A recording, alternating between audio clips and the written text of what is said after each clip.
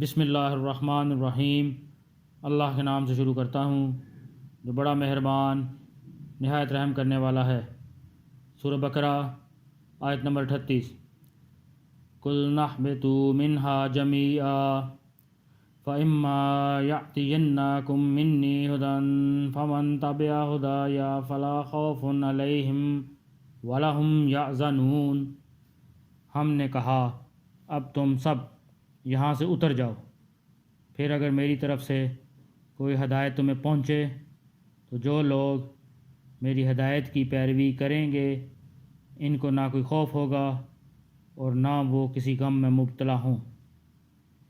جب اللہ تعالیٰ نے حکم دے دیا کہ تم زمین پہ اتر جاؤ اور ساتھ یہ بھی فرما دیا کہ جو ہدایت میری طرف سے پہنچیں ان پہ جو بھی عمل کرے گا اس کو کوئی پریشان ہونے کی ضرورت نہیں ہے، وہ کامیاب ہو جائیں گے۔ دونوں جہانوں کی کامیابی صرف اور صرف اللہ تعالیٰ کی بات ماننے میں ہے۔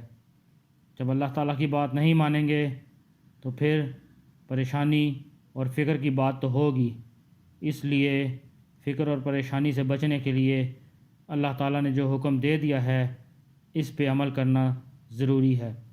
اللہ پاک ہمیں قرآن پڑھنے کی، سمجھنے کی، اس پر عمل کرنے کی اور دوسروں تک پہنچانے کی توفیق عطا فرمائے۔